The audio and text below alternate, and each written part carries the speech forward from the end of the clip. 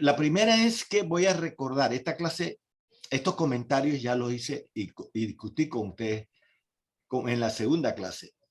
Pero quiero de nuevo reiterar el concepto, ¿de acuerdo? Victoria, ¿está bien? Entonces, esto ya lo sabes, pero espero recordar. Y no quiero usar la palabra funciones, sino cuáles son los grandes ámbitos de acción de la salud pública. Si digo funciones, después se va a confundir con las funciones del sistema, etcétera. Van a ver que más adelante le va a salir una cosa que se llama funciones esenciales de la salud pública y funciones del sistema de salud, y entonces he visto que eso termina siendo una confusión. Entonces, ¿cuáles serían los 4 grandes objetivos de la salud pública? Nuevamente, fíjense, piensen en la población y de ahí se desprende que todo lo que se aplica a la población se aplica a cada individuo y lo aplican los médicos en su respectiva práctica. Entonces, y tanto lo que se hace en la práctica también se lleva cuando tiene evidencia científica a la práctica de salud pública. Entonces, fomentamos la salud integral de la población. La idea es evitar lesiones y enfermedades en la población, o sea, riesgos de enfermar, de padecer, de morir, de acortar la vida. Organizamos la prestación de servicios. Aquí dice provisión. Yo voy a usar la palabra prestación porque después van a ver nuevamente que provisión yo la estoy eliminando, pero esta diapositiva es vieja. Entonces, organización y prestación de servicios para el diagnóstico y tratamiento de todo lo que es dolencia, riesgo y enfermedades. Entonces, significa que organizamos, por ejemplo, un hospital, un centro de salud o la red de servicios. Aquí viene un concepto interesante. Yo le he mencionado también, se llama red de servicios. Y entonces, antes decíamos hospitales, establecimientos de salud, puestos de salud y centros de salud. Ahora con la palabra red de servicios, la idea de red, ¿se acuerdan que ustedes dijeron que era como eslabones, ¿verdad? Un eslabón, 2 eslabones, todos interrelacionados o interconectados con funciones similares, pero con diferencias en la cantidad y a quién se la doy o no se la doy, etcétera, etcétera. Entonces el concepto de red, en donde todos están conectados, diría que los hospitales están conectados con los centros de salud, con las policlínicas, con los hospitales regionales, los hospitales básicos, con los centros de salud, con los puestos de salud y con las farmacias. Si todos están interconectados y todos saben lo que uno hace y el otro hace y tienen acceso intercambiable, entonces podemos hablar de red. Y como esta es una red de servicios, ¿de qué? De salud, llamamos red de servicios. Entonces la idea básica es que tratamos de que todos funcionen en red. Y ahora vamos a ver, quizás pregunte yo, ¿por qué es importante que funcionen en red? Vamos a hacerlo de una vez. Me puedo quedar muy rato en esto, así que por ahí me dicen, ya se pasó el tiempo. Diego, ¿por qué es importante que los servicios de salud funcionen en red? Y Cindy, estás pensando y ayuda, ¿sí? Cindy, comienza a pensar. Cha, cha, cha, cha, cha. Porque es importante que funcione en red. ¿Podría definir a qué se refieren con en red? O sea, entrelazados. Exacto. ¿A qué le llamamos la web? ¿Qué es en cómputo? Lo que conecta algo con otra cosa, ¿no? Básicamente. ¿Y cuál es la traducción de web en español? Net o Eh, sí, net. exacto. ¿Por qué? Entonces, red, Sí, red. sí, Y exactamente. red viene de pesca también, el artefacto de los pescadores, y se dan cuenta que cada hilo está interconectado con otro. Lo que pasa a uno se sabe en toda la red. Todos pueden acceder y pueden desaparecer, diríamos, de la red. Puedes buscar cosas. Sí, estamos ahorita mismo conectados todos a través de una red. Entonces, ¿pero por qué será importante que los servicios funcionen en red? ¿Ok? Claro, digo, pienso yo que es importante, ya que, digo, si se mantiene en red, la información se mantiene, por así decirlo, updated entre todos los, por así decirlo, plantas o servicios a nivel público. Entonces, digamos que si yo voy y me hago una prueba de VIH X en cierto lugar, digamos en el Chorrillo o en cualquier lugar, y voy yo luego hacia tengo o sea, padezco un trauma en cierto lugar, digamos en Colón, y llego hacia el hospital, me imagino que como se están conectados, la información del paciente, en este caso, X persona que se hizo una prueba de VIH y salió positivo, Excelente. eh, Podemos compartir información. exactamente. Ok. Entonces, se ¿Qué tiene otra eso y cosa, se tiene Cindy? cuidado. ¿Qué otra cosa, Cindy? Yo pensaba como que podría haber más orientación a la comunidad, también en el sentido de que em, las personas pudieran estar más organizadas y que hubiera datos específicos, digamos que en cifras o... Ok, acceso a base de datos, ¿de Ajá. acuerdo? Yo puedo estar en cualquier lugar y accedo a la base de datos, que la base de datos, ¿quiénes la están conformando? Todos ustedes, porque al registrar datos en su computadora, esto ascienden y se crea una base de datos en la cual todos pueden acceder. Eso es interesante. Entonces, tenemos información que compartir, datos que compartir. Una pregunta, Roberto. Es para despertarte, Roberto. Roberto, ¿tú tienes la capacidad de tratar todas las enfermedades? No, Ah, entonces, ¿tú puedes tratar a todos los pacientes? o sea, depende también, porque por ejemplo, digamos que tú necesitas mandarle a un paciente a un infectólogo. Ese paciente no va a tener la misma infección que tiene el otro paciente, entonces tienes la capacidad como que de tratar a varios pacientes pues con diferentes En, enfermedades. entonces estás entendiendo que si tú trabajas solito, tú no tienes el apoyo del resto de los otros médicos, especialistas y centros, ¿verdad que Ah, no? bueno, en conjunto con los demás, pues. Ah, porque la red, fíjate esta cosa tan simpática, que Patricia, cuando Roberto y Esther, cuando Roberto atiende un paciente y él trabaja en red, estás ahí, Patricia, simula que tú tienes un paciente al frente. Esther, el paciente está ahí al frente tuyo. Entonces, fíjate, cuando él comienza a dar sus signos, síntomas y todo, y tú estás volando para ver el diagnóstico y llegas a una conclusión, tú sabes que cuentas con todo el arsenal del Ministerio de Salud a tus espaldas, que tú no estás sola al manejar este paciente. ¿Estás agarrando a Patricia? Que no es lo mismo que tú estés en un consultorio solita, vamos a decir, en un centro de salud por allá alejado, y entonces tú dices, bueno, este paciente tiene una drogoresistencia y lo que tengo aquí no le sirve. Entonces, en una privada, ¿qué haces? Le dice, bueno, búsquese un neumólogo, un infectólogo, mejor tengo un amigo. Pero en el sistema que trabaja en red, ¿qué hace? Usted se va a tal lugar, se hace esta prueba y usted sabe que cuenta, no importa dónde usted esté, ni qué nivel de complejidad tiene el establecimiento, en la práctica usted le está ofreciendo al paciente toda la capacidad de todas las especialidades y médicos que están en la red. ¿Está claro, Patricia? Dame un ejemplo de eso. Bueno, no sé. Llega un paciente que estoy pensando. No sé, que tiene alguna enfermedad y quizás, ¿Cáncer?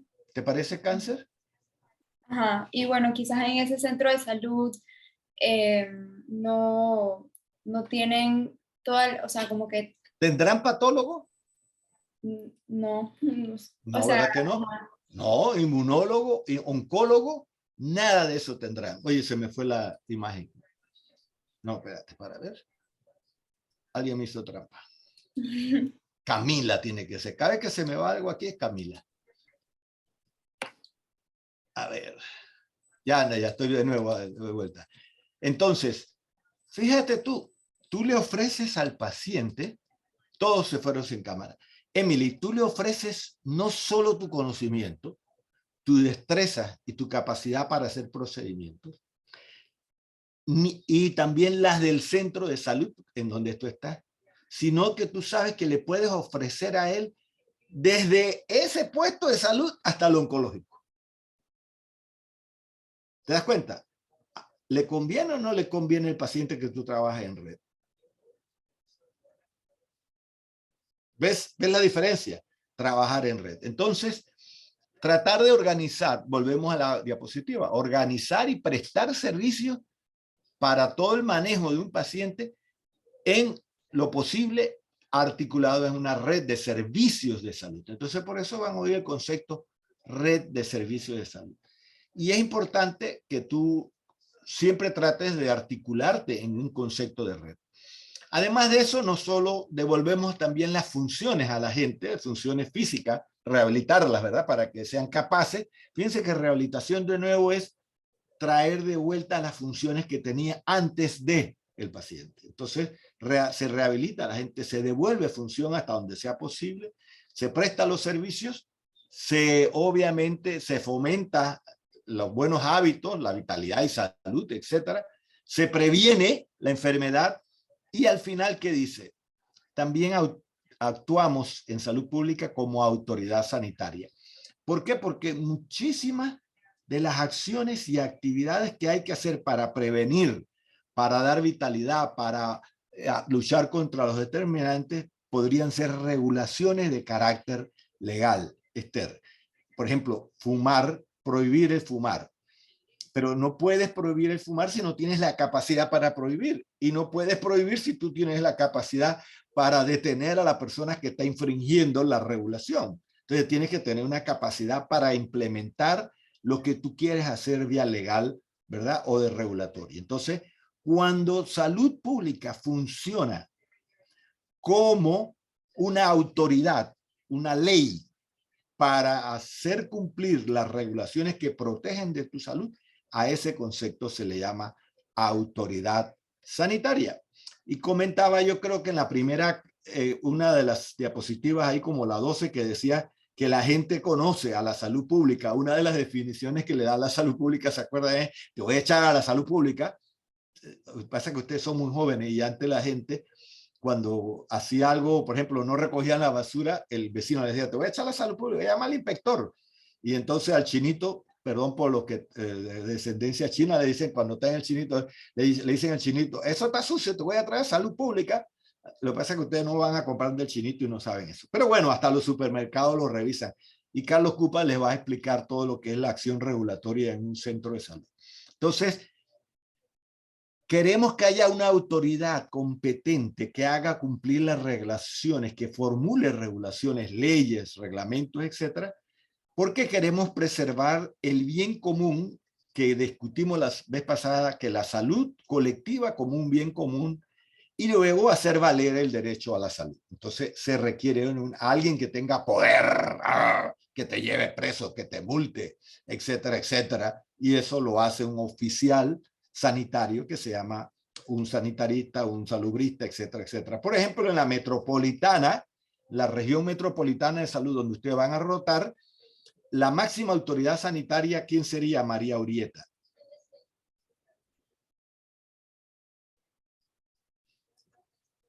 María, yo no veo moverse las hojas de tu espalda. ¿Eso es un afiche o algo? ¿O es verdad que estás viviendo ahí en ese bosque? No, sí, sí, vivo aquí. Sí, mira qué hermosura de lugar, Dios mío. Qué afortunada eres. Dale. Entonces, ¿quién es la máxima autoridad sanitaria en la región metropolitana de salud? Que el médico, el director médico. El director de la región sanitaria. Ok, y en Pueblo Nuevo, ¿quién es la máxima autoridad sanitaria? El director Del sanitario de esa del área. centro de salud. Ah, ahí está. ¿Vieron? Y él designa también, por ejemplo, puede designar al inspector de saneamiento básico como autoridad sanitaria. Él probablemente no tiene la autoridad para multar, pero sí para llevarte ante la ley sanitaria. Te lleva ante el director del centro de salud y te dice, tiene $25 de multa por haberse limpiado los mocos con el dedo y cortar la carne. Oh, ¿verdad que sí? El tipo está limpiando la carne y entonces le multaron con $25. Entonces ahí el médico, ustedes, seguro ustedes van a ser autoridad sanitaria en algún momento, porque van a ser directores de centros de salud, hospitales. Los hospitales casi no tienen autoridad sanitaria. ¿Oíste, Diego? Fíjate que un director de un hospital casi nunca es autoridad sanitaria, porque la función del hospital no es ser autoridad sanitaria, es una autoridad técnica. Entonces, en términos de autoridad sanitaria, el centro de salud y el director regional sí son autoridad sanitaria. El hospital no tiene, entre comillas, jerarquía de autoridad sanitaria. El director del hospital se para ante un chinito o ante un panameño que está fumando y no puede hacerle nada. Lo único que podrá decir es llamen al director del centro de salud, porque no todos los médicos tienen la función, porque para tener la autoridad sanitaria tiene que haber sido nombrado director de algo, jefe de algo. Me explico, aunque el médico consultor clínico, el del centro de salud, puede haber algo anómalo y llama de una vez al inspector, al qué sé yo, que levanten un archivo, un reporte, etc. ¿Está claro? Entonces, estas son las 4 áreas, nuevamente. Evitamos la enfermedad. Obviamente gestionamos los servicios cuando aparece la enfermedad. Somos básicamente la lucha contra los determinantes o las condiciones etiológicas que dan causa o oficio a la enfermedad. Rehabilitamos, devolvemos la función a la población cuando la pierde y fungimos como autoridad sanitaria cuando se requiere de modelar regulaciones, aplicar las regulaciones o ejercer la fiscalización de las regulaciones, que es, ok, te multo. Fiscalización en este caso es que veo si la cumple y te sanciono. Entonces ahí, y no le tiene que pedir permiso a un juez, no le tiene que pedir permiso al presidente ni nada, porque tiene la autoridad. Entonces lo que pasa es que le dicen, usted puede multar hasta $50, puede multar hasta $5,000, de repente el ministro puede multar hasta $50,000 y solo después el presidente. Creo que el presidente no tiene función de autoridad sanitaria, solo el ministro de Salud según el Código Sanitario. Ok, bien, sigamos pues, vamos a ver. Entonces, ¿está claro las funciones, Caterina Sánchez? Y estas actividades, estas funciones, Caterina, Karina Sánchez, deja de masticar, no tienes audífono ni nada, pero tienes buena audición. ¿Están claras para ti estas grandes actividades de la salud pública? Las puede funcionar, la autoridad sanitaria puede funcionar con un individuo, una familia, una población o solo en la población.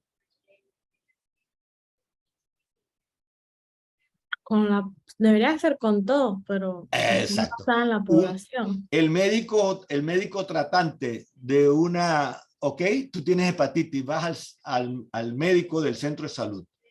¿Ese médico tiene autoridad sanitaria? Sí.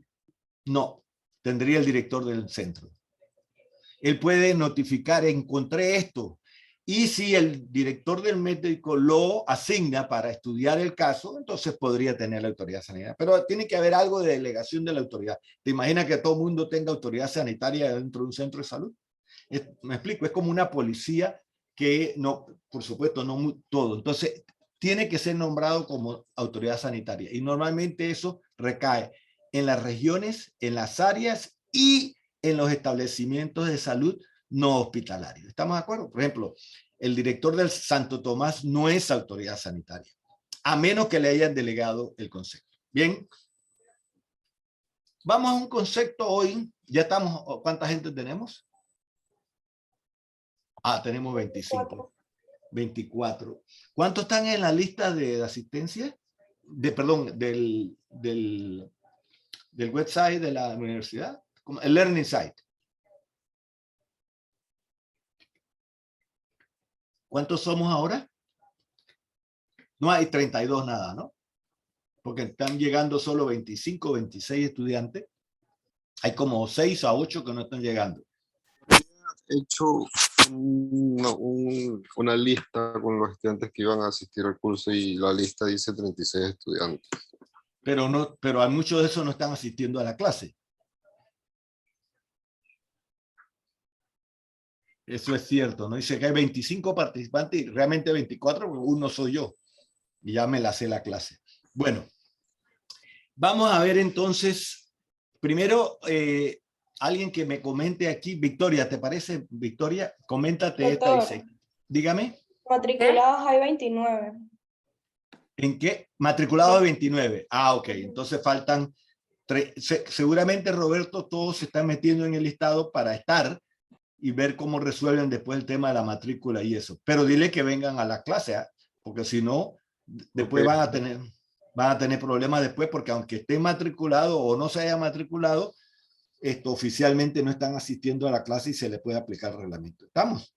Dile que pueden perder hasta la plata. Y me puede doler. La plata de matrícula y de crédito. Bueno, entonces Virginia, creo que era como con Virginia. Victoria. Yo voy a leerlo. Yo, venga, yo. Dime. Ok, yo, dime yo, ¿qué es? Habíamos hablado de qué es la salud. Y entonces ahora la pregunta yo es, ¿qué es la enfermedad? Háblame, ¿qué es la enfermedad? Es lo que condiciona al paciente. ¿Cómo es eso? ¿Ah? O sea, lo que padece el paciente es la, o sea, que... ¿Cómo sabes tú que alguien está enfermo, Victoria? Y después porque Kenny, Kenny Yuen, después viene. Ajá. Porque tiene síntomas. Porque presenta síntomas.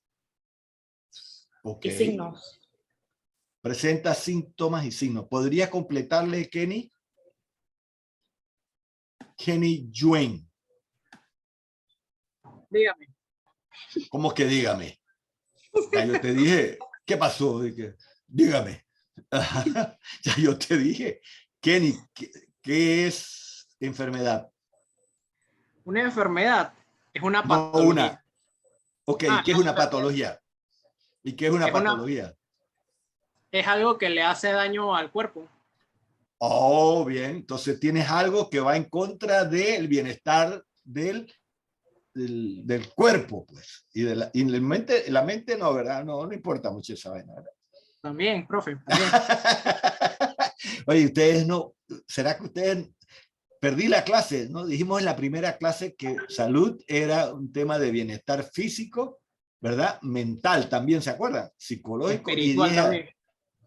Pues sí, yo me quedé con un poquito de mala conciencia con lo espiritual, lo dejé a cada uno de ustedes para que lo ponga en su propia definición. Kenny, ¿por qué no me lees tu definición de salud? Voy, denme un segundo para buscarla. Ah, ¿la tienes por ahí? Sí. ¿La hiciste? También. Ok. María, dime qué es enfermedad. ¿Cómo un médico reconoce la enfermedad? Ya sabe reconocer la salud, ¿no? ¿Me explico, no? ¿O no? ¿Sabe reconocer a alguien? María Urieta, ¿tú sabes reconocer a alguien que esté sano y enfermo? Creo que sí. ¿Cómo lo haces? Bueno, estando sano se ve, no sé, se ve bien. Entonces, Diego Álvarez se ve bien. Está sano, Diego. Y también Cindy Humo. Te ves bien, Cindy, está sana. Ok, se ve bien. ¿Qué más? Aunque los dos tienen discapacidad.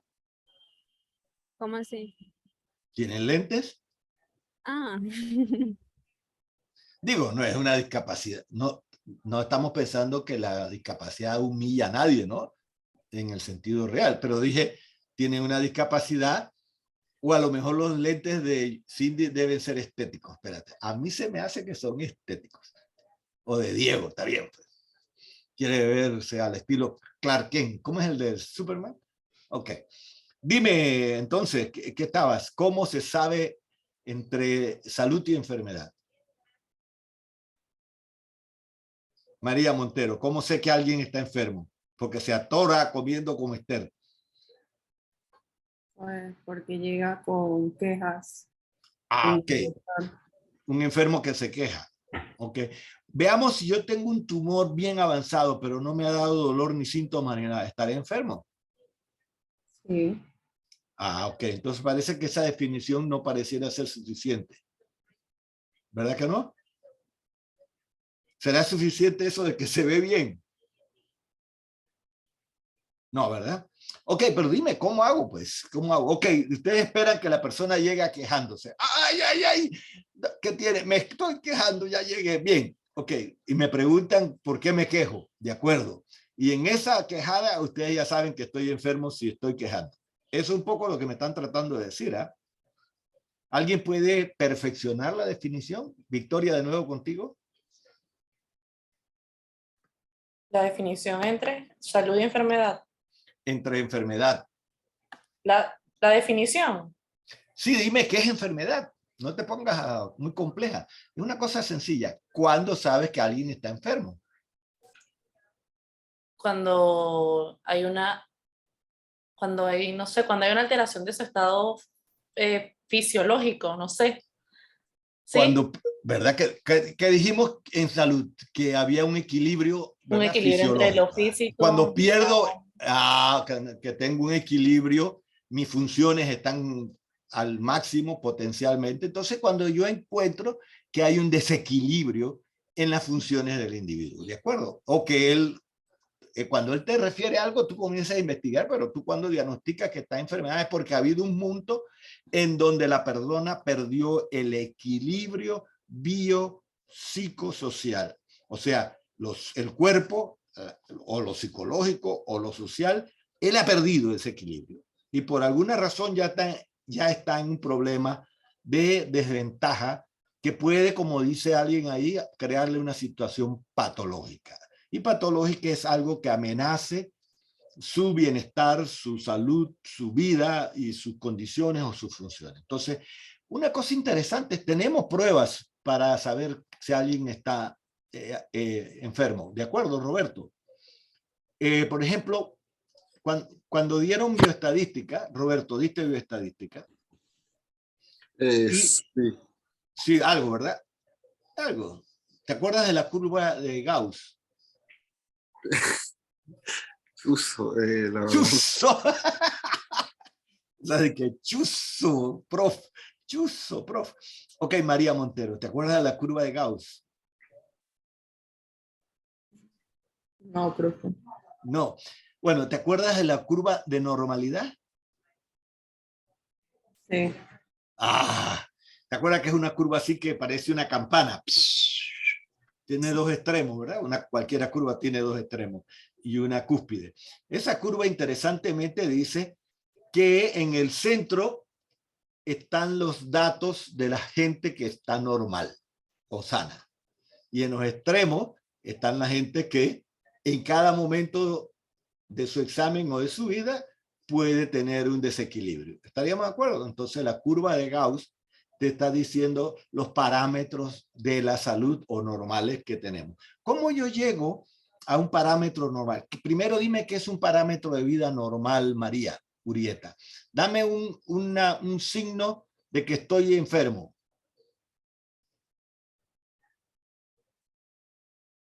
Cualquiera. Cualquiera. Antes me preguntaste, ¿ah? Fiebre. Claro. ¿Y cuál es el valor normal? De 37.5 a 38. El normal es de 37.5 a 38. 37 a 37. Roberto, ¿cuánto es el valor normal de la normalidad en la temperatura corporal? El valor está entre 36.1 a 37.2, es lo normal. Ok, 37.1, 36.5, 36.6 hasta 37.2, pero no hasta 38, María. Déjate relajo. Se te van a pasar muchos gente enferma. Oigan, déjense relajo, María, tú no me puedes contestar así. Ok, y dame otro signo de normalidad.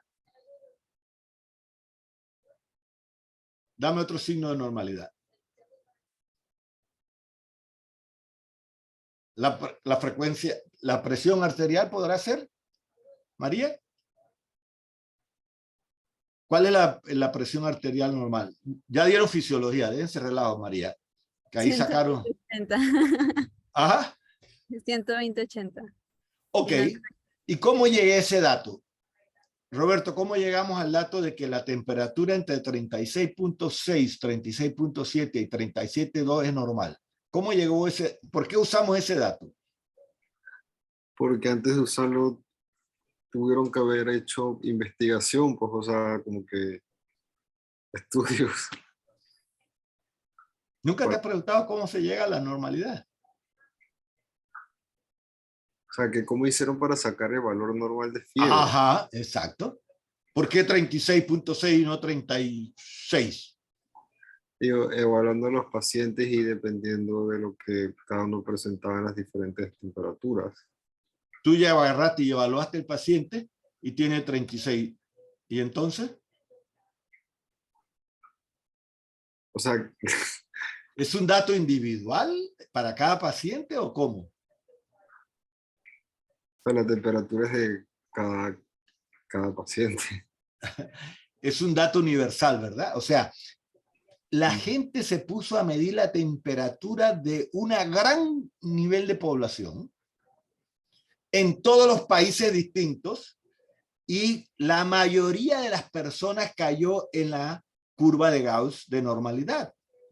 Entonces, ok, llegó a la conclusión de que el 95% de la población está entre 36.6 y 37.2. Y entonces no tenía otro síntoma y en ese momento. Doctor, entonces sería como una media.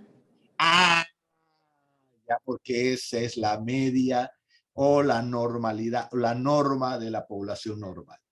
Y se encontró en estudios poblacionales. ¿De acuerdo? No es que entró un consultorio y a mí se me ocurre y que, espérate, ¿qué dice el libro?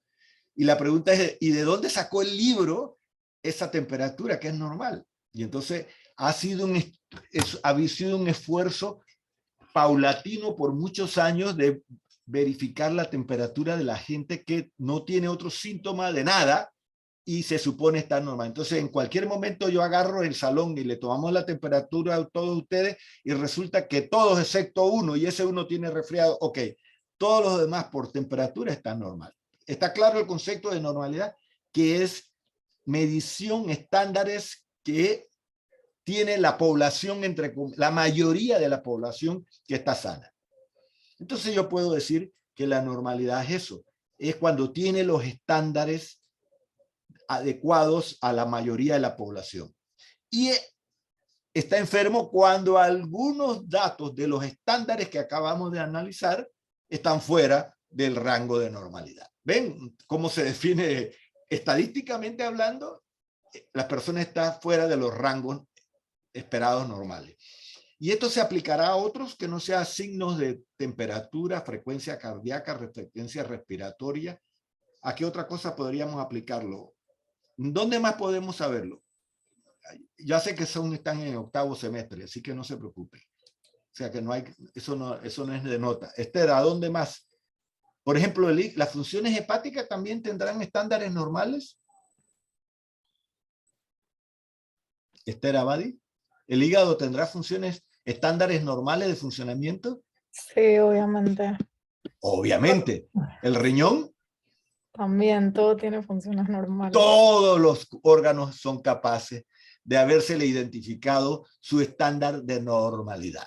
¿Estamos de acuerdo? Entonces, cada vez que me separo de un estándar, desempeño esperado estándar, la palabra estándar significa desempeño esperado, cada vez que me separo de eso, me alejo de la mediana, del promedio, de la moda central, de la curva de Gauss, apenas me voy alejando de eso, estoy acercándome a la anormalidad que puede ser o no enfermedad. ¿Estamos de acuerdo? Así entonces podemos identificar. Preguntas un momento dado. Venga. ¿Alguna pregunta? Entonces ya sabemos reconocer la salud, la enfermedad y la normalidad. Patricia, ¿tienes alguna pregunta sobre la normalidad? Patricia Cucalón. Sí, Dale, ¿tienes alguna pregunta? todo bien por ahora. Por ahora, ok. Entonces tú sabes, puedes por lo menos saber en los pacientes, le puedes pedir algunas, primero lo examinas, ¿de acuerdo? Como alguien dijo, veo los signos vitales, por eso se llama signos vitales. Defino los signos vitales y en esos signos vitales que me denotan vida, entonces veo si son estándares normales o no lo son. Y después, si todavía no son suficientes para decir que hay algo, y para ser más específico, voy pidiendo otras pruebas y estoy viendo si están anormales o normales. Entonces, para, por ejemplo, la coagulación, hay una prueba, 13 segundos. Para, por ejemplo, la función de lipasa, para la función de fosfatasa alcalina, para la función de bilirrubinas, para ácido úrico, para la hemoglobina. Victoria, para la biometría hemática, estás en hematología, ya les dieron qué es normal y anormal en la biometría hemática, ¿no? No. Fíjate, Nuestra primera clase fue hoy. ¡Ah! Hoy fue y yo hace rato juraba que ustedes estaban ya terminando hematología. Michelle Párrafo. Entonces ni preguntarles de hematología nada. Bueno, pero... No, pero pregunté a ver si lo tiramos a la adivinamos. No, pero digo, si ustedes hemoglobina, por ejemplo, Michelle Parra, ¿cuál sería una hemoglobina normal para una mujer de tu edad? 12 a 14. Creo. No me acuerdo, pero creo que es 12 a 14.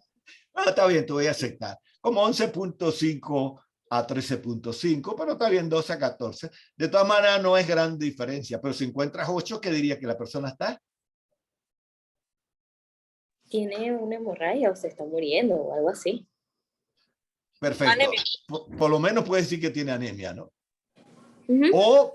O si tiene una hemorragia visible o no visible, pues que tiene una pérdida aguda de sangre. ¿De acuerdo? Entonces estaría... Y que si está como en 2 o algo así, bueno, ya eso es casi que no compatible con la vida. Es correcto, porque la compatibilidad con la vida está alrededor de 3. La hemoglobina de 3 y es una... Fíjense que puedo tener sangre, pero puede que no tenga hemoglobina. Puedo tener una hemoglobina muy baja, pero el volumen de sangre puede ser normal. ¿Estás entendiendo? La sangre no es lo mismo que la hemoglobina. Entonces, la hemoglobina de un hombre está entre 12 y 16 o 13.5 a 15 o 16, dependiendo de qué cosa, de la altura, por ejemplo, o de la edad. Y en las mujeres, por supuesto, si está menstruando, no está menstruando, en qué etapa, etcétera, etcétera. Hay algunas variantes que uno toma en cuenta. Entonces, pero lo importante es que todo el cuerpo, todas las distintas partes del cuerpo tienen estándares de normalidad. Entonces, lo primero que los médicos hacen es dominar los estándares de normalidad. Entonces, obviamente les estoy diciendo, tienen que aprenderse todos los estándares de normalidad, porque no todo el tiempo van a tener Google ahí para decirles de que, espérate, hemoglobina normal, pau. Google se lo va. Right here. ¿Cómo? Go ahead and get the iPad in. ¿La batería de quién? ¿O fue alguien que habló allí? Ok, vamos a la siguiente. Entonces, fíjate que, y para enfermarse, ¿qué es lo que puede pasar? Bueno, que todos los condiciones, fíjate, hemos hablado hasta el momento riesgos y determinantes.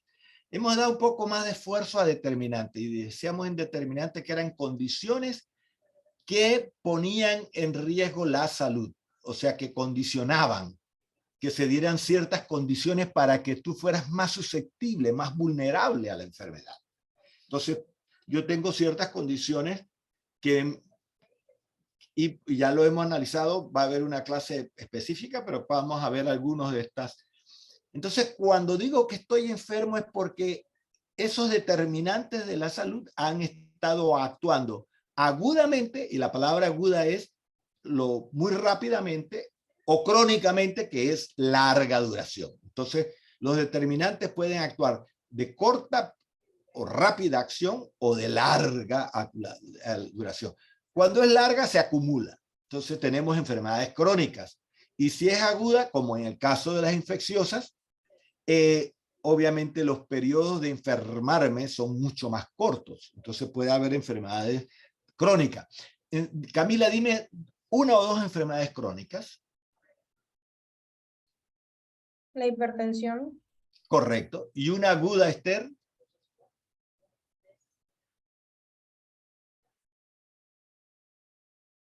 una enfermedad aguda?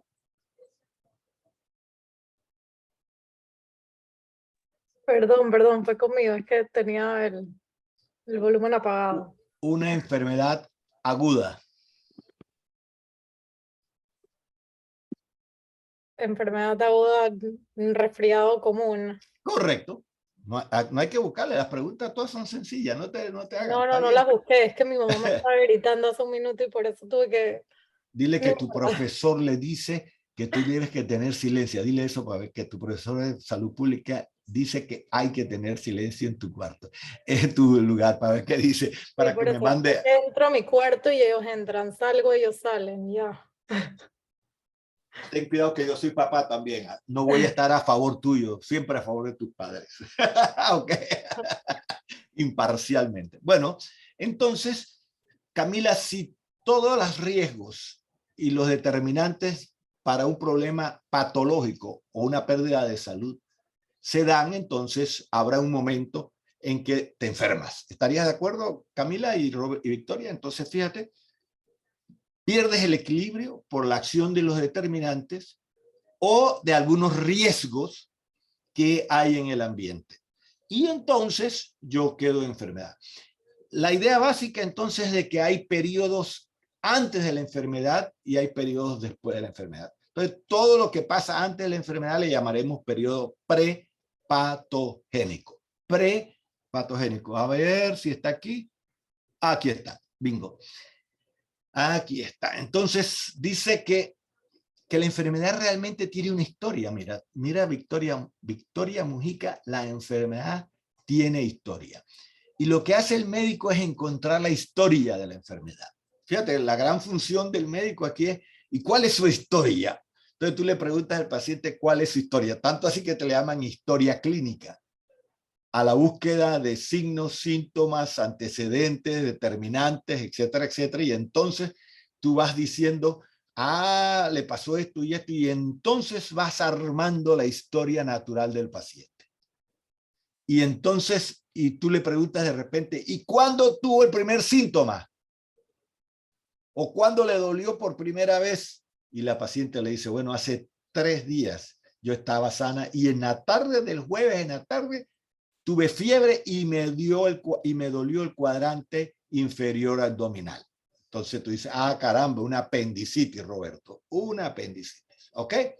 Me está doliendo el cuadrante inferior abdominal y tuve fiebre y entonces ahí puede ser que esté ya armándole la historia natural. Entonces, la historia natural hay que conocerla. ¿De qué? ¿Del paciente o de la enfermedad? Kenny, ¿de quién conozco la historia natural? ¿De quién es la historia natural? ¿Del paciente o de la enfermedad? De la enfermedad. Correcto. Aquí lo dice, fase de la historia natural de la enfermedad. Por supuesto que le pasa a un paciente, en el caso de paciente. Entonces, esa historia prepatogénica significa antes de la enfermedad y es la interacción de todos estos factores que van a crearte una acción patológica. Entonces, por supuesto, vas a tener la interacción del agente infeccioso, vas a tener el nivel de inmunidad, que es biológico, la temperatura, a lo mejor, el clima, las condiciones del agua, las condiciones nutricionales, hasta que pierdes el equilibrio y entras entonces en esa enfermedad. ¿Por qué será importante conocer la historia natural de una enfermedad? Ana Cristina Rosco. Diga, profe. ¿Por qué será importante conocer la historia natural de la enfermedad? Supongo que para saber cómo evolucionará en el paciente y eso. Ok. Con la historia puedes conocer cómo evolucionará. ¿Y tú crees que le servirá también para cómo intervenir y al saber el diagnóstico? Sí, claro, también. Ok. Entonces, acuérdate que el médico lo primero que tiene que hacer es conocer, diagnosticar, conocer, analizar, diagnosticar, saber cómo va a intervenir o curar, saber la evolución y el seguimiento del paciente. Entonces tú necesitas saber qué fue lo que le produjo esto al paciente. Oye lo que te estoy diciendo, historia, conociendo la historia natural. Ahora, yo tengo 2 historias que conocer. Mira tú, Reiser Saavedra. Yo tengo Reiser Sí, y profe. admin. Ok, yo tengo dos historias que conocer. La historia de la enfermedad significa esta enfermedad, particularmente cómo se produce, cómo es que se asocian los determinantes y riesgos para producir enfermedad. Y luego también tengo que conocer cómo en este paciente se dieron esos fenómenos. La historia natural es un tema como la normalidad. Todo el mundo lo ha investigado, sabemos más o menos cómo funciona, etcétera, etcétera. Pero eso mismo, cómo se describe, cómo se produce en este paciente. Entonces, tenemos que conocer la historia natural. También hay variaciones de la historia natural, porque las variaciones de la historia natural pueden cambiarse según dónde esté el individuo, en qué lugar, en qué edad, en qué ciclo de vida, etcétera, etcétera. Entonces, conozco la historia.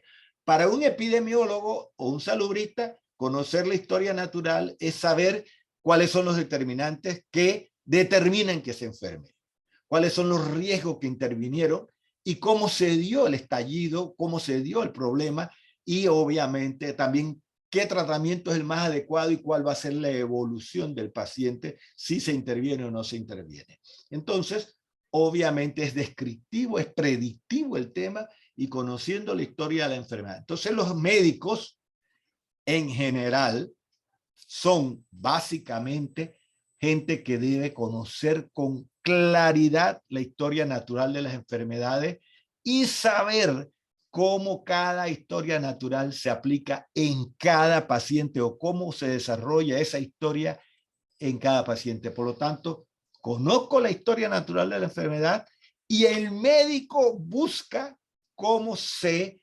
procesa, cómo se da esa historia natural en un determinado paciente. Entonces, ahí están los roles de análisis médico o clínico por su lado. Bingo, entonces fíjate aquí la que dice rápidamente la transparencia.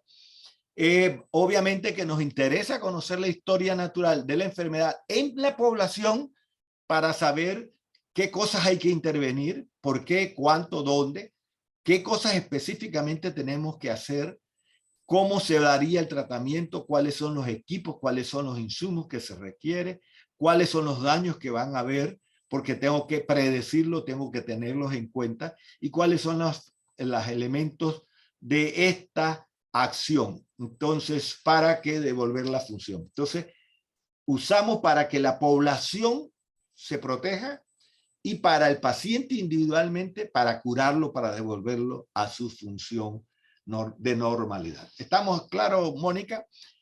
Fíjate que eso nos lleva a que es posible clasificar las intervenciones sobre el paciente y sobre la población en tres grandes estadios.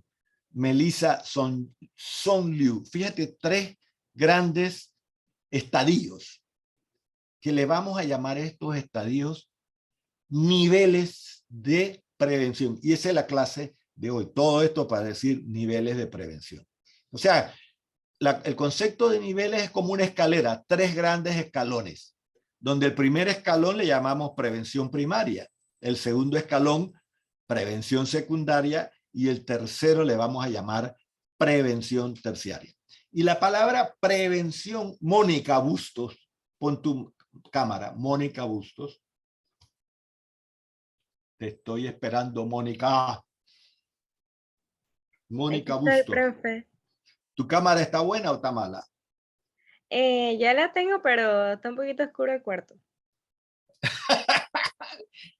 Hasta hoy había oído una cosa así.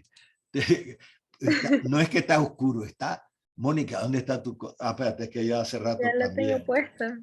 Sí, no Sí. te veo para nada, espérate. Voy a gastarme unos segundos en verte.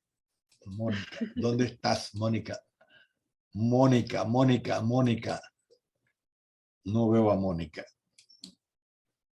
Mónica Busto, ahora sí. Ah, no. Ah, que nada más te veía la nariz, Mónica. Oye. Bueno, Kenny, seguro que tú le ves la cara a Mónica. Oye, ¿ustedes se conocen entre ustedes? ¿Han estado en una clase presencial? ¿Todos? La mayoría. Sí, vienen todos de un solo grupo. Sí. Ah, entonces está bien. Bien, entonces, fíjense que tenemos esos 3 grandes niveles, pero también dividimos el proceso de enfermar en 2 grandes vertientes, 2 grandes divisiones, 2 grandes etapas, lo que quieran llamarle. El prepatogénico, que es el que conversamos antes, donde todo lo que pasa es para quitarte la salud, y le llamamos prepatológico, y cuando coincide todo eso en quitarte la salud y aparecen los síntomas y los signos, que dijo en antes Paloma, creo que fue, entonces apareció la enfermedad y le llamamos eso el periodo patogénico. Esto debieron haberlo estudiado en epidemiología, por supuesto, como periodo patológico, prepatológico y patológico. Entonces, fíjense, hay 2 grandes eras, diríamos, 2 grandes etapas, periodo prepatológico y patológico. Como conversábamos en una clase, a los médicos nos están acusando de que nos encanta trabajar en el periodo patológico. ¿Te acuerdas de esa discusión, ese debate, Mónica? Que nos encanta la campanilla, entrar al paciente, ganamos plata, entonces como que trabajamos en el periodo patológico porque entre comillas es el que nos paga los salarios. Y el periodo prepatológico como que se nos olvida. Porque además, Mónica, casi nadie, entre comillas, viene sano a la consulta. Porque según la definición que ustedes dijeron, para saber si está sano o enfermo, él dice, tengo síntomas y signos. Entonces nos dice los síntomas. Y si es sano, ¿qué viene? No debiera ir un médico perdón, no debiera ir un sano a un Mónica. Mónica, ¿no debiera ir la gente sana a ver el médico, Mónica? Parece un Claro que trabalengua. sí. O sea, ¿Ah? tipo para chequeo y eso, para saber que todo está en orden, aunque uno no se sienta mal. ¿Y eso debiera ser importante o no? Claro que sí. Entonces, Chequeo regular. ¿y qué te gustaría, dónde ganar más plata? ¿En el prepatológico o en el patológico? Eh,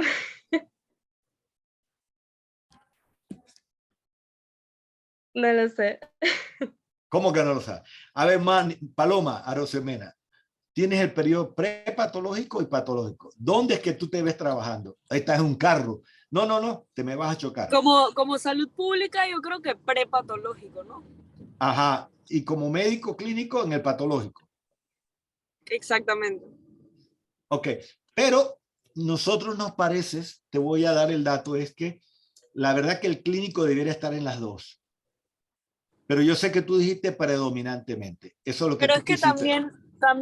también siento que el salubrista en una cierta medida entra en el patológico por el tema de las cifras de epidemiología, ¿no?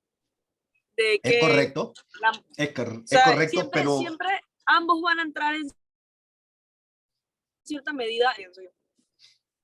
vamos a decir que el médico salubrista casi siempre trabaja en el prepatológico.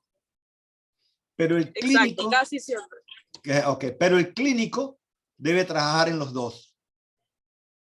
Porque si no lo hace, sus pacientes se van a enfermar.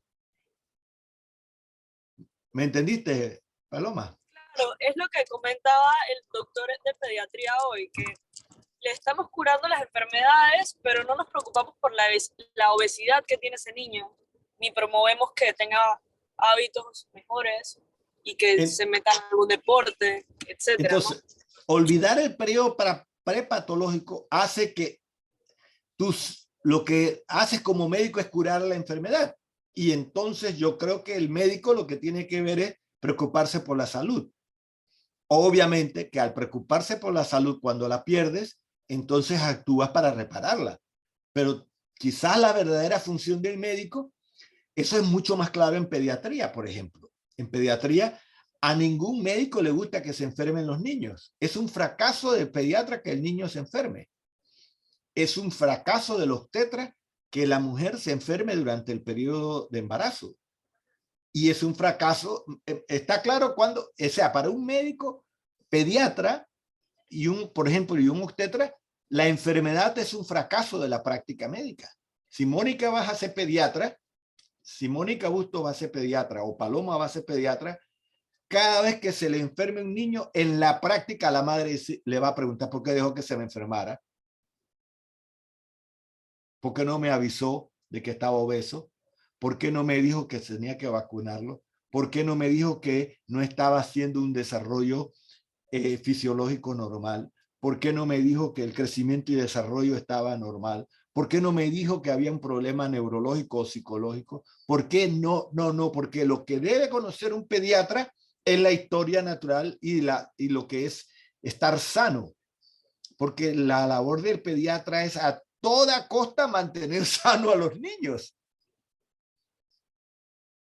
Y es una de las pocas profesiones en donde el periodo prepatogénico realmente da para vivir. Me explico, en obstetricia, por ejemplo, y pediatría, el periodo prepatogénico es la labor del médico clínico o del médico individual. Pero bueno, siguiendo. Entonces, trabajamos en el periodo prepatológico los salubristas, por supuesto, también el postpatológico, pero el médico clínico es por definición un médico de ambos periodos, del prepatológico y del patológico. Y obviamente, como el salubrista trabaja poblacionalmente casi nunca va a estar en ese dilema, pero el clínico sí va a estar en ese dilema.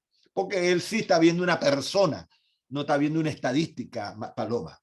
El salubrista está viendo estadísticas, pero no ve pacientes. Él ve cuántos se enfermaron, ¿verdad? Cuántos están obesos. Y él ve la intervención, pero el que ve el paciente obeso es Paloma. Paloma es la que está viendo el niño. Tú vas a ser pediatra, ¿verdad, Paloma Rosemena? No sé, doctor, no sé todavía. Bueno. La verdad me gusta la cirugía. Bueno, está bien. No sé. En cirugía, fíjate que en cirugía es menos posible estar en el periodo prepatológico. Los cirujanos sí que están, los ortopedas y los cirujanos casi siempre están en el periodo más patológico. Por eso que históricamente los cirujanos no son, entre comillas, médicos. Mentira, son cirujanos. Antes era cirujanos y médicos el tema. Ok, entonces,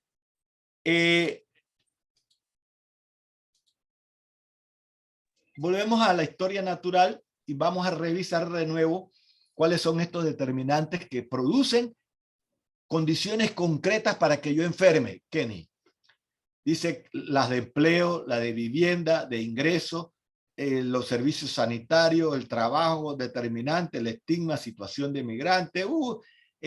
Pero básicamente este es el mayor, esta gráfica que está aquí es el que ha reflejado más estudios, el que refleja icónicamente, la palabra icónicamente como representativo, como imagen representativa de los determinantes de la salud. Cada vez que vean este trébol, esta flor, lo que sea, es probablemente la figura más icónica que produce esto. Esto fue hecho en 1994 por unos de la Universidad de Quebec, la de Toronto y la de en Inglaterra.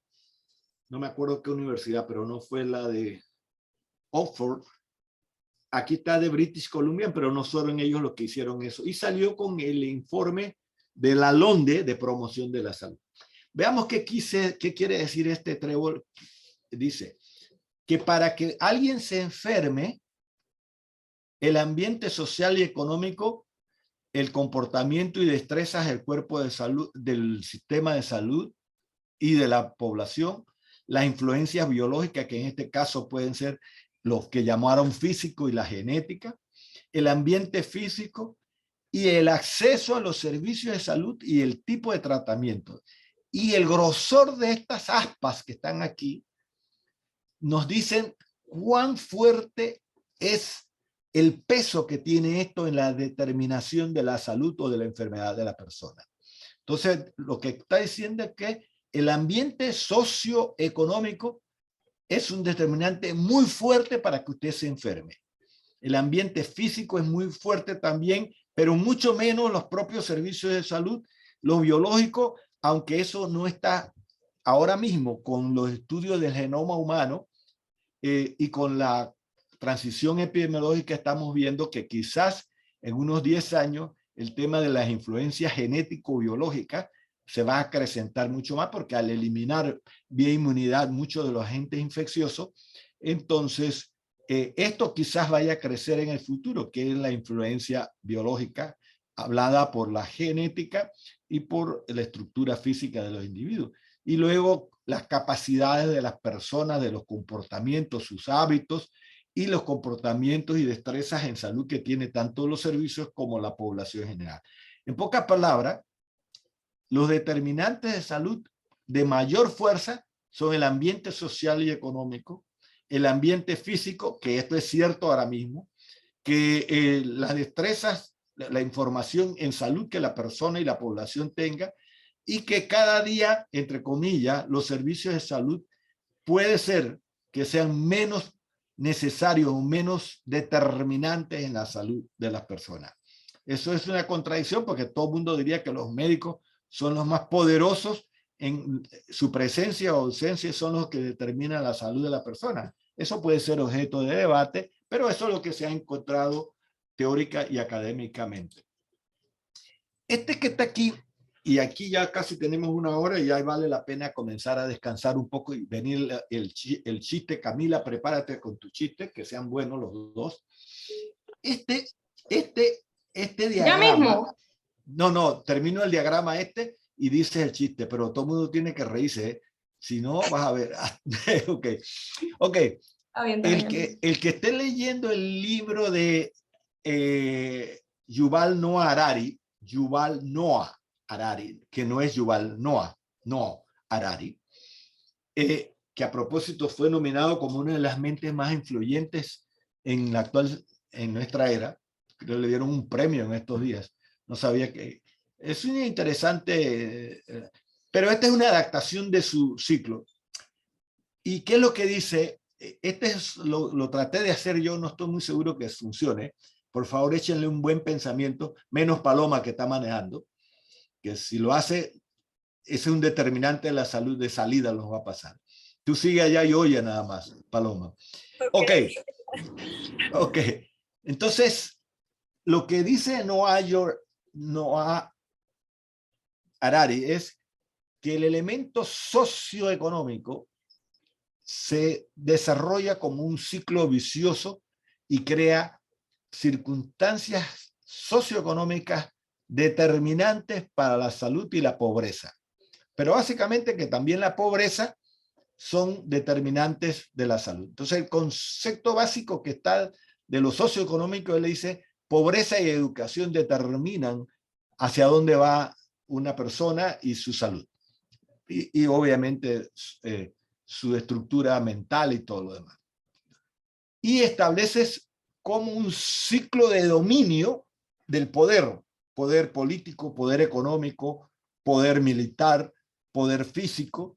En el caso de hombre-mujer esto es crítico, porque se supone que hasta hace unos 40 años el tema del poder físico del hombre creaba una circunstancia de dominio sobre la mujer. Por supuesto, vamos a usar el ejemplo de indios o de negros o de mujeres. Camila, vamos a usar el de, yo lo puse, el de los negros e indígenas. Perfecto. Yo no me acordaba que había puesto negros e indígenas. Veamos si me siguen en la lógica. A ver si fue exitoso en el tema de la lógica. Entonces, ¿qué es lo que él plantea? Acuérdense que su primer libro se llama Una breve historia de la humanidad. The Brief History About the Humankind. O Brief History of the Human Being, o Mankind. Dice que en la evolución histórica de una población y de la dominación o lo que sea mundial, ocurre un evento histórico, una circunstancia, un evento que establece la dominación de un grupo humano y social y económico sobre otro. Por ejemplo, el tema de la irrupción tecnológica, por ejemplo, las armas de fuego, rifle, cañones, boom, boom, boom, ¿de acuerdo? Y esa tecnología de armas de fuego fue tan dominante que logró que, entre comillas, los blancos irrumpieran en la cultura indígena, tanto americana como africana. Y en el efecto africano fue la captura de mano de obra para que las plantaciones de caña, café, etcétera, pero sobre todo caña, tabaco y café en las Américas funcionaran. Se requería mucha mano de obra para las plantaciones de café, caña de azúcar, banano, no tanto banano, caña, café y ¿qué dije yo el otro? Y tabaco, que fueron las tres cosas que básicamente la caña de azúcar no es de origen americano, es hindú. Fue traída de la India y el café también fue traído de Arabia Saudita y de Etiopía, pero ya se produjo en América Latina. El tabaco no, el tabaco sí es de origen latinoamericano. Entonces, ¿qué estoy diciendo? Que se plantaron grandes, con la conquista de las Américas, los blancos trajeron una mejor tecnología, la tecnología de barcos, la preservación de comida, pero las armas de fuego. Y por supuesto, el conocimiento, la escritura y todo lo que habían acumulado como conocimiento y destreza. Y les fue fácil imponer su dominio sobre las poblaciones indígenas, ya sea americana o vamos a poner africana. Ese evento hizo que este grupo controlara el otro. Se acabó. Uno lo comenzó a esclavizar, que fueron los negros, y al otro lo semi-esclavizó, que fueron los indios latinoamericanos o americanos. Ese control dominante hizo que los blancos establecieran leyes, regulaciones y prácticas que en efecto discriminaban, hacían una discriminación entre un grupo y el otro grupo. Entonces, entre el grupo blanco no, obviamente, no iba a perder ninguna de sus, entre comillas, capacidades adquiridas, privilegios e impuestos. O sea, si yo vine y conquisté, ¿cómo voy a perder la calidad de conquistador? ¿Cómo voy a hacer eso? Eso es tonto. No voy a poner a los indígenas igual a mí. Los vio como mano de obra y los trató como mano de obra. Y en eso, entonces, estableció leyes, políticas, regulaciones que dejaban el fenómeno de discriminación intacto porque era un beneficio económico y social que se tenía. Así que ese grupo controló al otro, punto. Y eso pasó suficiente tiempo para que no solo fuera un fenómeno de regulación y de leyes y tecnológico, sino que se tradujera en una cultura de dominio de una cultura sobre el otro. Así que hubo elementos que al principio de carácter económico y de militar que se introdujeron en la cultura y se crearon como leyes básicamente y como privilegios que eran indiscutibles. Así que el grupo dominante estableció leyes, prácticas que discriminaban en el área económica, en el área social, en el área de género y que tenían dos fines. Un fin es, uno, les mantenían en el poder y segundo, obtener beneficios económicos del grupo que estaba supeditado o dependiente de su mandato. En el caso de los esclavos, pues mano de obra entre comillas barata, y en el caso de los indígenas, también mano de obra en las haciendas, etcétera, etcétera, pero a menor salario, aunque la esclavitud no estaba, diríamos, el rey Fernando había quitado y había abolido la esclavitud, pero se establecieron formas de dominación que equivalían a cierta esclavitud. Pudo haber visto dos mundos. El conquistador dice, yo conquisto esto y todos los que están aquí somos ciudadanos y tenemos los mismos derechos. Ok. Y la otra es, yo conquisté, esto es mío y ustedes son míos y ustedes me sirven y punto. Y eso fue una forma filosófica de abordar el tema del descubrimiento. Los indios que eran dueños de la tierra y de sus tierras, les podría haber habido una asociación para explotar los recursos y todo el mundo se beneficiaba. Pero básicamente esa no fue la decisión. Con el pasar del tiempo, estas leyes y prácticas discriminatorias se convierten en barreras y en falta de oportunidades del grupo dominado. Entonces, la gente no tiene educación, no tiene escuela, no tiene servicios de salud, no tiene básicamente acceso a la atención social, no tiene acceso a la información, no tiene acceso a las leyes, ni al voto, ni al poder de la misma manera que otros grupos dominantes. Y entonces esas barreras hacen que la gente permanezca supeditada o dependiente del poder dominante. Estos elementos también crean prejuicios. Por ejemplo, hay un prejuicio interesante, que las clases, entre comillas, una clase dominante, le dice que las clases, entre comillas, dominadas, son pobres porque básicamente son flojos. ¿Has oído eso, María Paloma Rosemena? Que es pobre porque quiere, porque no trabaja, entonces le creas prejuicios.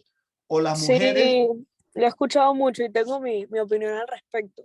Correcto. Y hay una figura interesante que tiene su sentido, ¿no? Pero es una discusión que a veces señalan a un alemán trabajando y a un latino, y el latino está en una hamaca viendo el mar y el alemán está trabajando. Y entonces dice, la riqueza es del que trabaja, no el que está ocioso. Entonces denominan los latinos como gente ociosa, sin gran determinación de producir riqueza a través del trabajo. Entonces se crean esos prejuicios, como por ejemplo, las mujeres no son inteligentes, las mujeres no tienen capacidad para hacer las cosas, las mujeres no pueden heredar, espérate, no pueden heredar plata porque la malgastan.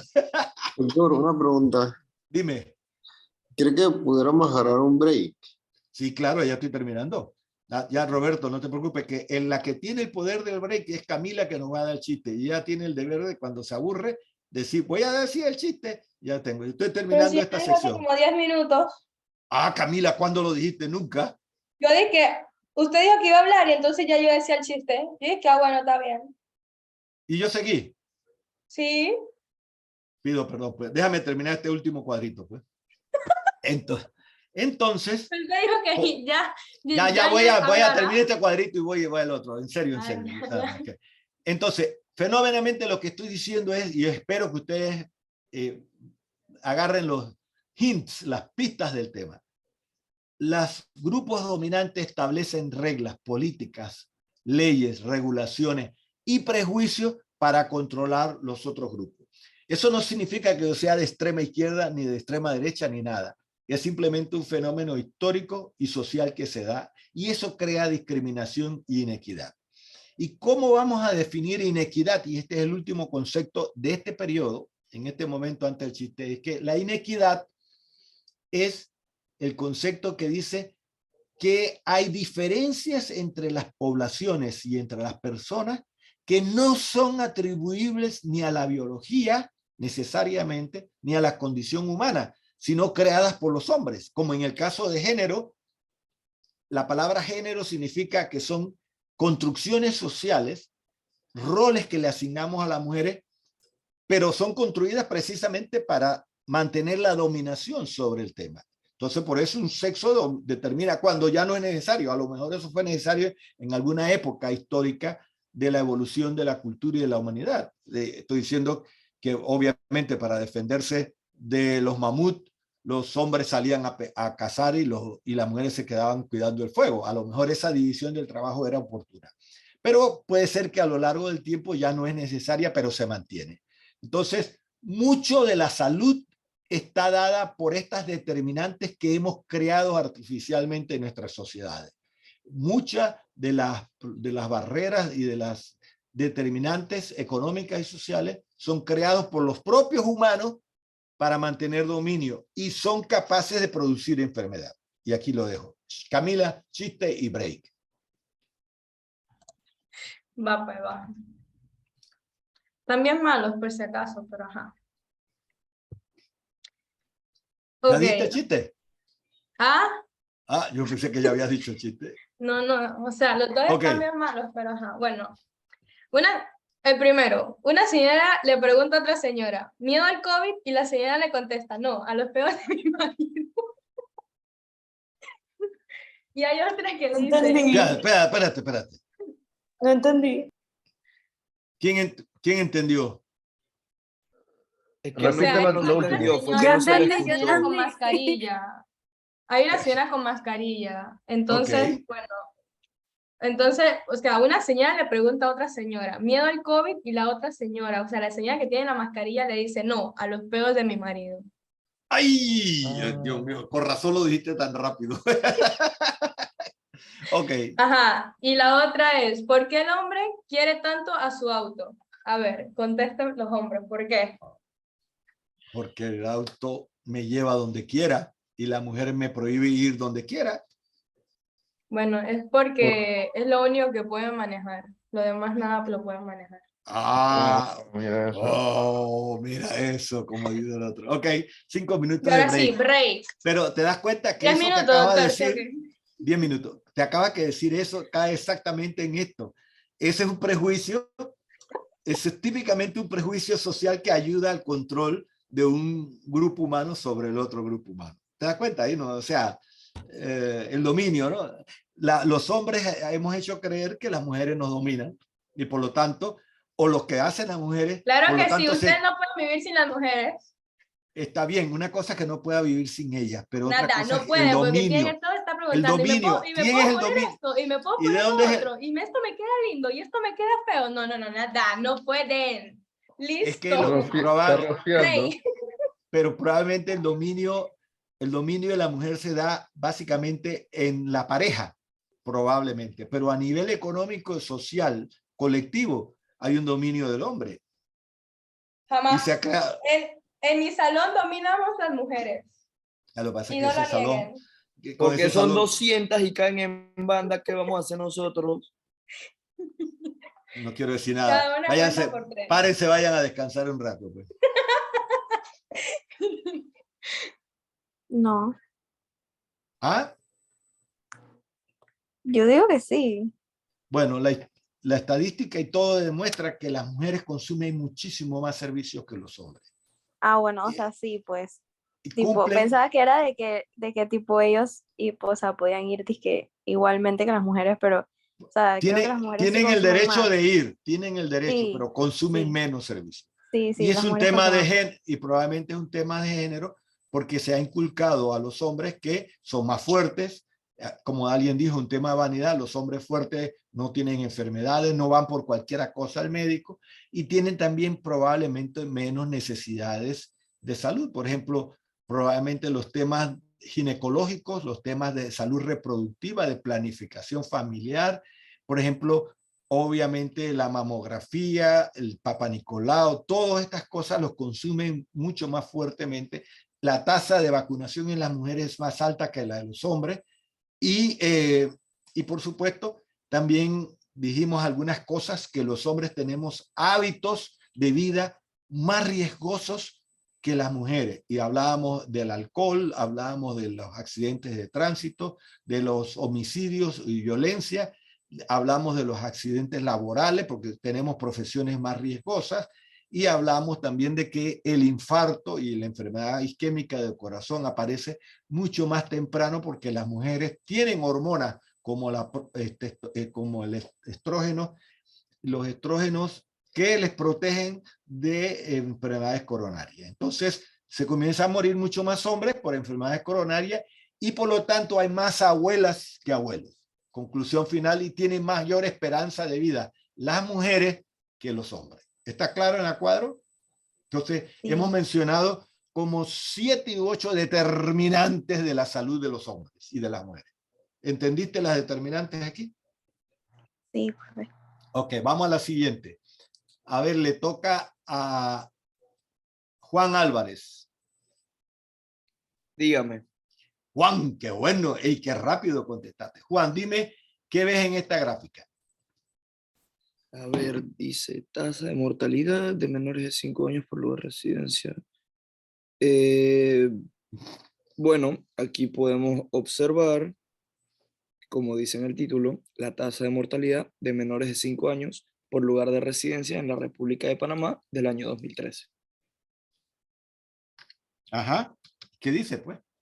Y podemos ver que la tasa de mortalidad es más alta en lugares aislados del país. Hasta que llegamos a Colón.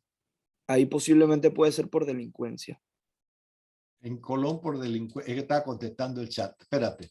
Entonces tú dices que la tasa de mortalidad de chiquito. menores de 5 años por lugar de residencia es por delincuencia. En No, Colombia. en Colón, porque en el resto de los lugares me ¿Qué es lo hace que estás sentido. diciendo? ¿Que los niños menores de 5 años los matan los padres, los vecinos, o que ellos se matan entre ellos?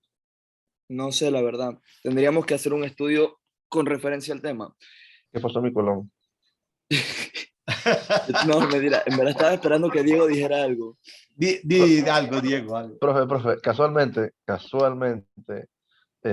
antes de ayer, fue domingo, fue sábado, antes de ayer fue sábado. En un parque de Colón, que cerca hay un club español, ¿verdad? Hubo una Sí. balacera, a eso de las 1 de la tarde, más o menos. El día siguiente tenían una actividad en este club de españoles, ¿verdad?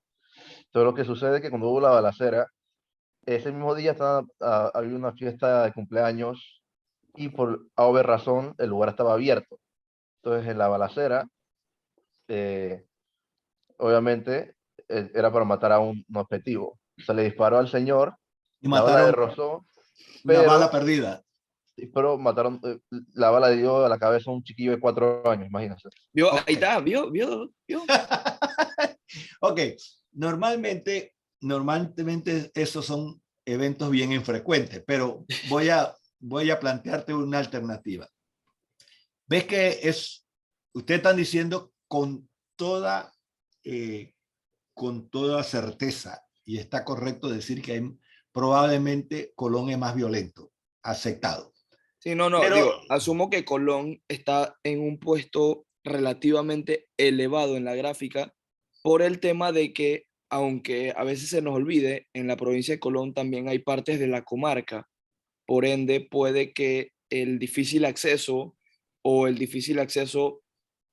a temas de salud, ya sea centros de salud, hospitales, medicamentos, etcétera, etcétera, etcétera, o difíciles condiciones, puede que permita, al igual que en la comarca en Verá, Bocas del Toro, Nave Buglé, Cunayala y la provincia de Darién, que los habitantes de la misma, menores de 5 años, tengan una mayor tasa de mortalidad. Bueno, lo importante quizás sacamos es que es un lugar de residencia. Parece ser que una determinante para la mortalidad en menores de 5 años es el lugar donde usted viva. ¿Le parece razonable? Al igual que si me dijera menores de 40 o mayores de 80. Ninguna duda. Pero quizás en los 80 no se ve tanto el lío. Porque ¿qué pasa? Que la tasa de mortalidad en mayores de 60 tienes que tener en cuenta que ya son sobrevivientes. Entonces podría ser la tasa de mortalidad relativamente buena o muy baja porque son sobrevivientes, comparando sobrevivientes con no sobrevivientes. Claro, pero respondiendo a su pregunta, el lugar de residencia no es solo influyente, es sumamente importante. Ok, pero el punto es que es muy importante. Entonces, por ejemplo, ¿qué dice el lugar de residencia? Es el lugar donde vive, por supuesto, pero tiene factores más sociales que biológicos. Tiene agua, tiene consideraciones de violencia, todo lo que dijimos allá arriba, ¿se acuerda? Lo biológico, el trébol. Entonces, se ve que fíjense que ese trébol puede explicar, si usted pone a verse que la tasa de mortalidad nacional es 19, significa que todas estas diferencias dadas por el lugar de residencia son innecesarias, reflejan inequidad y probablemente a determinantes sociales. Estás en el punto, porque probablemente genéticamente no hay gran diferencia entre Chiriquí, Herrera y Coclé. Genéticamente no hay grandes diferencias. De hecho, la tabla dice que no lo hay. Chiriquí, Herrera, Coclé casi no tienen diferencias en porcentuales, diríamos, 17, 18, 19. O que por qué Los Santos va a ser extremadamente, genéticamente más inmune que la gente de Herrera, no lo creo. Por ejemplo, ¿por qué Herrera y Los Santos tienen una tasa de mortalidad tan distante? A ver, Ana Cole. ¿Por qué Herrera y Los Santos, que son relativamente genéticamente muy parecidos, Herrera y Los Santos, ¿dónde están Los Santos? Herrera Los Santos es Está el último y Herrera. Está 3 arriba. Herrera tiene 18, mueren 18.4 niños por cada 1000, mientras que en Los Santos solo 10. ¿Cuál sería la diferencia? ¿Ustedes creen que sería una diferencia genética? No. Entonces, pero ya sabemos que es de residencia. Pero ¿cómo lo explicas? ¿Por qué la residencia? Factores sociales. Ok, ¿qué factores sociales? La pobreza. Desigualdad. Desigualdad corrupción. y pobreza. Desigualdad y pobreza. Miren, También porque siento que, o sea, Herrera es como más, es menos pueblo pues que Los Santos. Pienso también que es eso. ninguna duda, tienes razón. En Los Santos no hay casi ningún distrito que cae dentro del nivel de pobreza extrema. En Herrera hay 2 distritos, mínimo 2 distritos con pobreza extrema. Uno se llama Ocú y el otro Las Minas. ¿Cómo sabía? Oye, Las Minas. Ocú y Las Minas son 2 distritos extremadamente pobres y rurales. Pobres en relación a, no es que vas ahí a ver pobreza por todos lados, pero piense. Y 2, que tanto PC, Ocú y Las Minas tienen escaso acceso a agua potable, etc. Entonces la tasa, el problema es que la tasa de menores de 5 años refleja como 3 grandes condiciones: agua potable, nutrición, acceso a sistemas adecuados de eliminación discreta y obviamente analfabetismo cultural de otras características. Entonces, lo que quiero decir es al nivel de escolaridad, etcétera, etcétera, básicamente, y acceso económico. Entonces, hay diferencias sustantivas y uno dice, porque viven allá. No, no es porque viven allá, es porque tienen sustantivamente en esos lugares peores condiciones de vida. Entonces, uno podría decir las condiciones de vida de estas comunidades son distintas y algunas de estas diferencias son inaceptables. ¿Por qué tendría yo que tener en la población en Verá doble tasa de muerte que a nivel de todo el país? ¿Por qué? No es genético, no es las condiciones de vida. ¿Está claro? Vamos a ver si tenemos algún otro cuadro. Ok, vamos a ver. Aquí hay uno. Bien. Astrid de León. Esta es mortalidad de tuberculosis en el país. Es un tanto viejo, 2013, pero Una acá... consulta. Dime. A ver, en el caso de la diapositiva anterior que comentaba sobre la comarca, sí, llegamos a la conclusión de que son factores sociales, por ejemplo, en la comarca en Verá.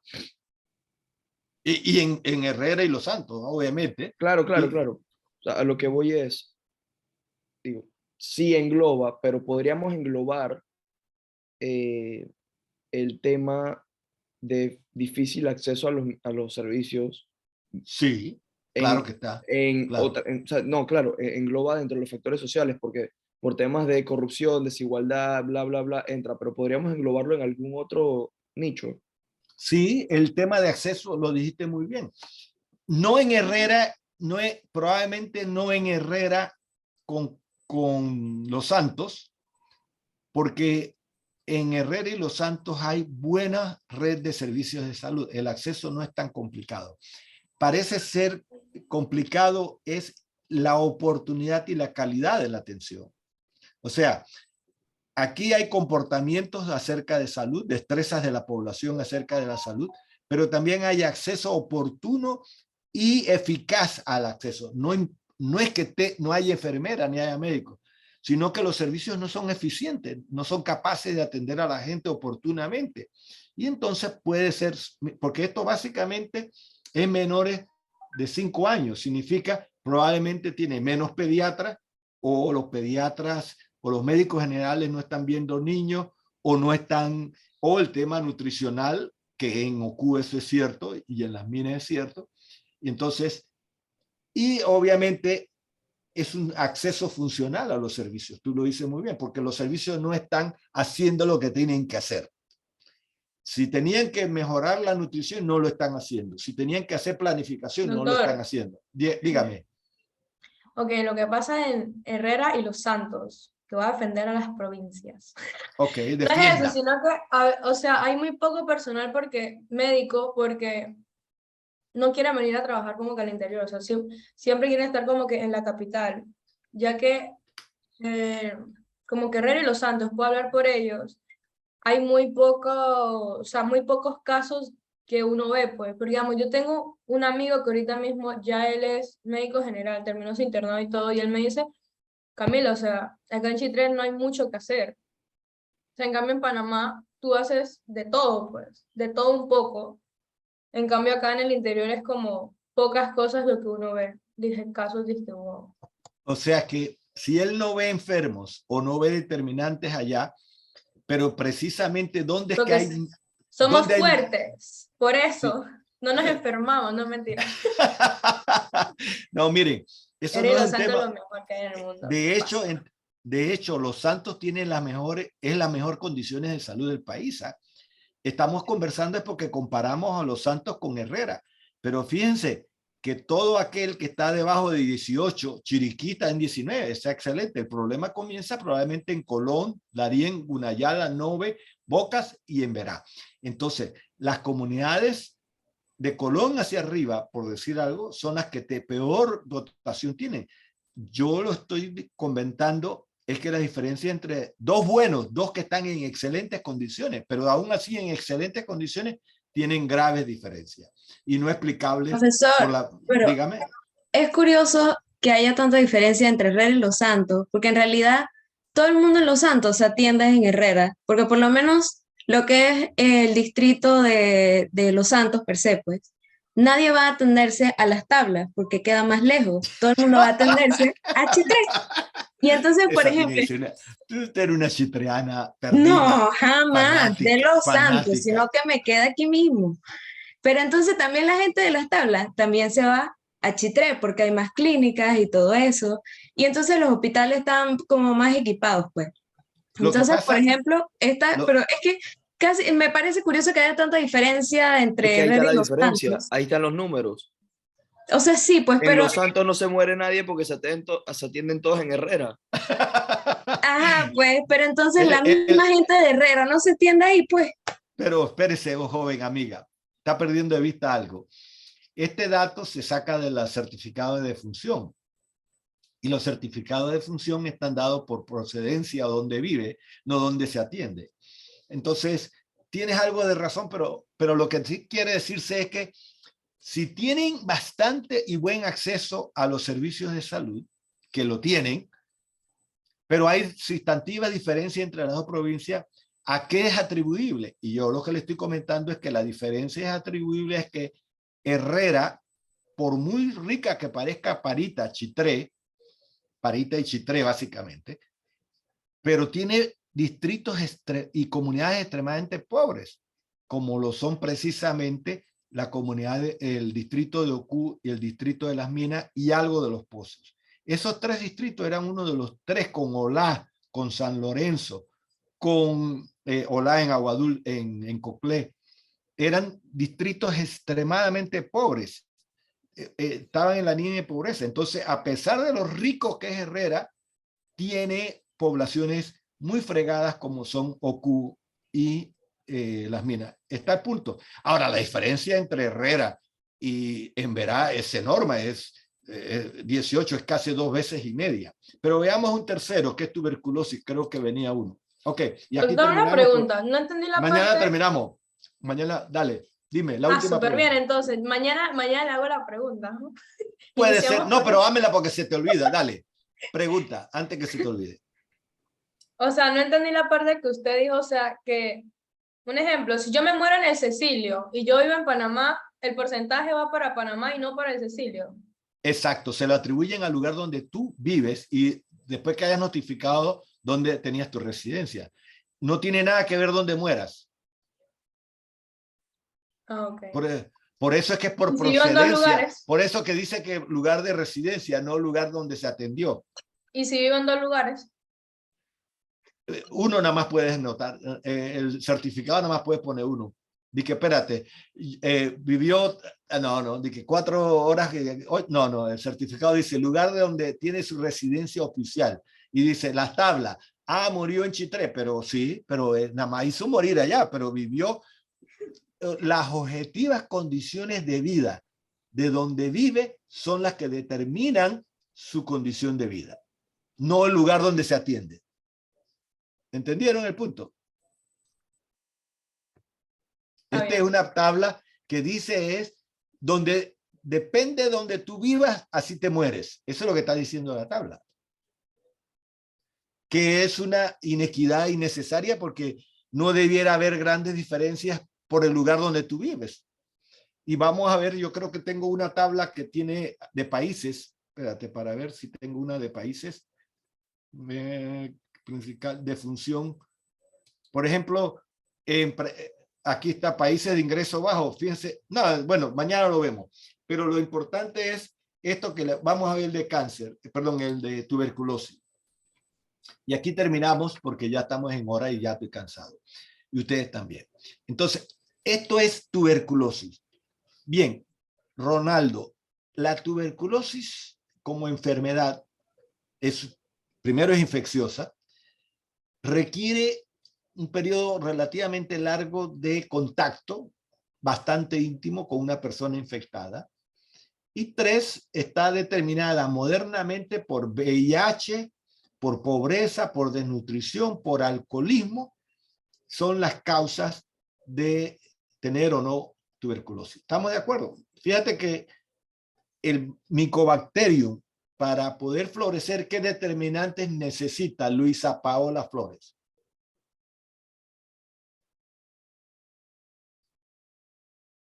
Luisa. Él es la última participante del día. Luisa Paola. Ronaldo. Ronaldo, ¿qué determinante requiere la tuberculosis?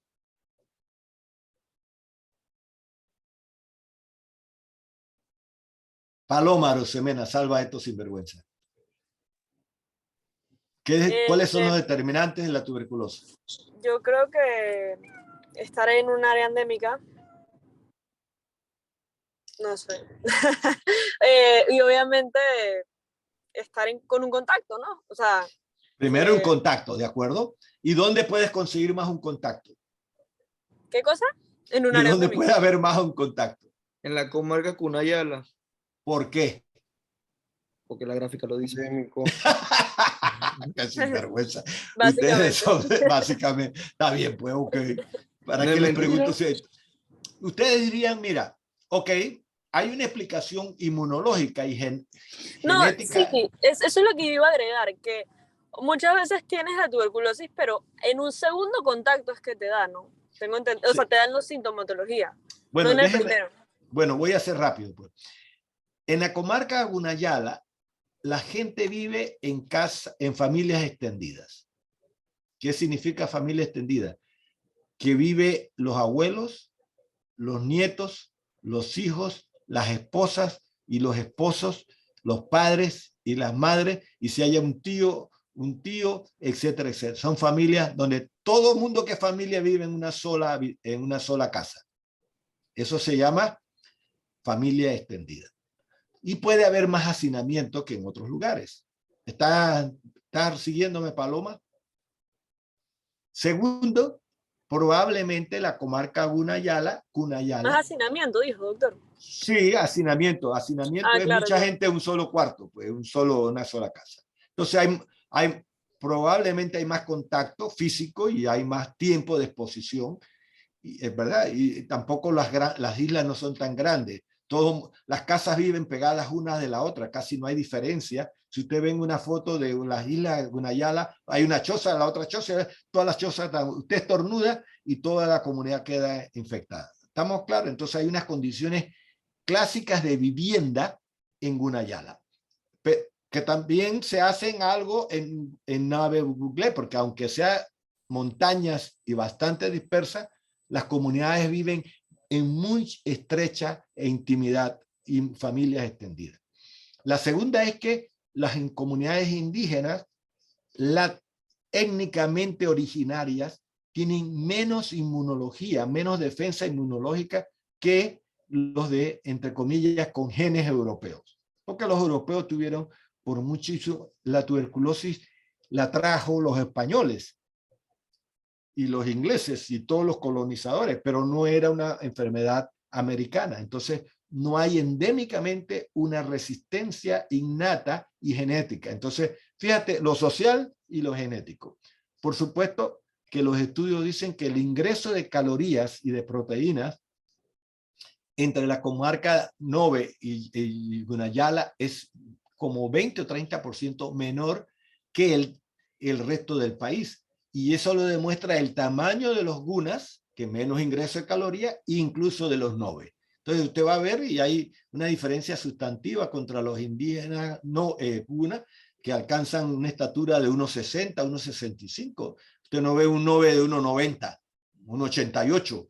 Usted no ve tan grande con nada de eso. Usted ya está. Entonces eso no necesariamente es el tamaño genético de esas personas.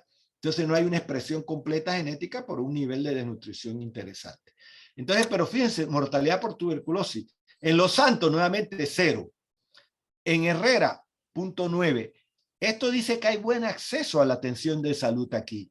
¿Por qué? Porque para tratar la tuberculosis necesitamos un tratamiento por 6 meses y diario o 3 veces a la semana. Significa que la gente, para que termine el tratamiento, tiene que tener buen acceso a la atención de salud. Así que fíjense, en Veraguas, Coclé, Panamá, Chiriquí, aún en Colón, por mucho que digan, es bueno. Pero donde está disperso y los servicios son inexistentes, entonces puede ser que la vacunación sea baja, porque para morir por tuberculosis probablemente no estés vacunado. 2, hay una baja cobertura de vacunas. Hay una mala alimentación, hay hacinamiento y también se está notando que se ha introducido últimamente el problema del VIH en las comunidades Gunayala y Nove. Entonces el VIH también está arrasando con estas comunidades. Así que podríamos decir que aquí hay unas determinantes genéticas, pero mayormente sociales, y el acceso a la atención de rutina es muy deficiente en estas 6 que están aquí, por la distancia a tiempo, como alguien dice, etcétera, etcétera. Mientras donde hay buen acceso, que Veraguas, Coclé, aquí no puedo explicarlo de Darién, pero Los Santos, Herrera, Coclé, Panamá, Ciudad, fíjense que tiene muy buen acceso, Chiriquí, sobre todo en el caso de tuberculosis drogoresistente, que es la que está llegando. Pero nuevamente, acceso a la atención. Ahora vamos a ver una gráfica que demuestra el acceso a la atención en un momento dado y la mortalidad, por eso es tan diferencial. Esta no es simplemente micobacteria y genética, es las condiciones sociales que la gente vive, que la gente se reproduce, el acceso a la atención, las diferencias que existen socialmente que no pueden ser explicadas sino por cómo la gente tiene ingresos, cómo está a nivel de educación, etc. Entonces, esto es una determinante crucial y ustedes tienen que conocerla cuando vayan a servir. Vamos a dejarlo ahí porque nos vemos mañana. Mañana comenzamos con la 82. Apunte a alguien que la 82. ¿Estamos de acuerdo? Sí, en la... Profesor, yo tengo una pregunta. Pregunta. En la 92. Pregunta. O sea, no, los demás se pueden 82. salir. 82. Dime. Pregunta. O sea, los demás se pueden salir, no tiene que ver con la clase, es con la investigación que hay que hacer después de la rotación. Correcto. La monografía que la puedes hacer desde ahora, no tiene que ser después de la... A menos que sea el informe de rotación. El informe de rotación, a eso me refiero. Ah, ok. No Pero sé no es qué- una investigación, ¿ah? Es un informe de la rotación. Ajá, pero hay algunos parámetros que tengamos que seguir. Sí, aquí está. Se las puede mandar, el PP se los puede mandar Roberto a cada uno para que vean la parte introductoria donde están las instrucciones de la rotación. Pero básicamente te digo es lo siguiente, en la rotación yo quiero 3 cosas. El centro de salud donde rotaron, quién los atendió. Y entonces aquí hay una pregunta un poco, diríamos ustedes, que tienen que tener mucho seso para entenderla en el sentido de aplicación. Ustedes están oyendo que yo hablo, pregunto y ustedes están aprendiendo algunas cosas determinantes. Por ejemplo, hipertensión. Vamos a tomar tuberculosis. ¿Dónde estás? Camila, ¿tú fuiste la que preguntaste? No. ¿Quién fue? Yo Esther, mira tuberculosis. ¿Qué estamos hablando? Tuberculosis y procedencia o lugar donde la gente vive. Entonces, si te tocó tuberculosis La pregunta es, ¿por qué hay tuberculosis en el centro de salud en donde tú estás? Eso es lo que tienes que contestarme. Y segundo, toda esta teoría, toda esta cosa que esté tan más o menos entre aburrido y durmiéndose, de que hablamos aquí, ¿cómo se aplica en el centro de salud? O sea, si se aplica a la salud pública. Ese documento solo lo puede leer usted. Ah, claro, a menos que... Porque esa crítica social va con todo. Correcto. Eso es lo que quiero saber. Y después agarran y nos van a votar, no nos van a... No, sí no va a haber presupuesto para no. Mira lo que yo hago con esto. Normalmente tiene unas 3 partes el informe. El informe típicamente dice quiénes fuimos, la foto del centro, etcétera, una fotito con el preceptor, qué sé yo. Y entonces dice aprendí tal cosa, me gustó, no me gustó. Y después ponen una. Y en relación al tema que anemia falciforme en Río Abajo. Bueno, la anemia falciforme el centro de salud la está abordando así, la historia natural la entendemos así, y el centro de salud hace estas cosas para prevenir y tratar la anemia falciforme. Entonces, ¿tiene éxito en la intervención o no tiene éxito en la intervención? ¿Y por qué no tiene éxito? Y finalmente, ¿qué aprendieron en términos de procedencia? Y al final pone una cosa que dice conclusiones y recomendaciones. Y en esas conclusiones y recomendaciones, a veces un estudiante pone una opinión que la sustenta bien y yo se la paso al centro de salud, pero nunca digo qué es quién es ni en qué momento. La doy normalmente después que el paciente digo que el estudiante ha pasado el centro de salud y todo lo demás. Y no digo quién es. Grupo, o sea, es uno por grupo de rotación. Sí, es un informe por cada grupo, pero tienen que estar expresadas las experiencias de los 4. Ok. Porque si no, Esther escribe el informe y los otros 3 ni saben lo que tú has escrito. Entonces, todo el mundo tiene que poner su experiencia y su opinión. Pero, por ejemplo, yo recibo de calidad, por ejemplo, en Boca la Caja es calidad. Tiene que observar qué dijimos en la clase que era calidad de la atención. Y entonces, ¿qué hace? Ver si en el centro de salud, cómo es la calidad del centro de salud, opinar, validar y ver cómo lo hacen. Y entonces me da una opinión. Lo que usted dice de la calidad, aquí no se hace nada de eso. Aquí se hace todo eso, aquí se hace a media, aquí es horroroso, aquí la gente espera, etcétera, etcétera. Aquí, me explico, aquí no se interviene para nada la hipertensión, nada más esperan a que la gente venga y lo atiende. ¿Ok? Entonces, lo que quiere decir la teoría, la práctica. Yo digo que es importante la procedencia y el análisis socioeconómico. ¿Hacen los médicos análisis socioeconómico de los pacientes? ¿Intervienen, hacen visita domiciliaria para cambiar? ¿Educan a los alcohólicos, a los VIH, a los falsémicos, a los hipertensos, a los diabéticos? ¿Hay asociación de pacientes diabéticos? ¿Los pacientes se enseñan entre ellos mismos? ¿Tienen un fondo para comprar insulina? ¿Da insulina el centro de salud? ¿Enseña a los pacientes a ponerse su insulina? ¿Tienen glucómetro? ¿En qué condiciones ellos están atacando el problema para que los diabéticos estén equilibrados? Ve la cuestión, haga un análisis de la situación, del problema y dígame qué hace el centro de salud para resolverlo. Y no más de 10 páginas, porque no se eso, lo que yo acabo de decir nada más cabe en una página, bien hecho. No tienes que hacer mucho, pero lo tienes que sustentarlo. No puede ser una opinión, sino algo que me diga que ustedes estuvieron ahí y que entendieron el problema. Yo he mandado a grupos a Río Bajo y el tema se llama anemia falciforme. ¿Tú crees que en todo el informe mencionaron anemia falciforme? Para nada. Dijeron que sí, que aprendí, que me gustó, que no sé qué, que hice esto. Y entonces, ¿y había anemia falciforme en Río Bajo? No. ¿Había sífilis congénita en Río Bajo? No.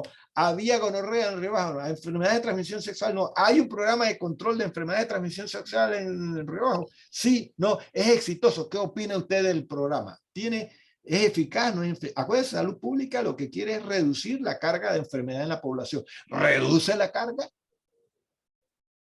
Yo casi ya terminamos el curso, ve, con este aparataje que acabo de decir. Bueno, hasta luego, muchachos. ¿Contesté la pregunta?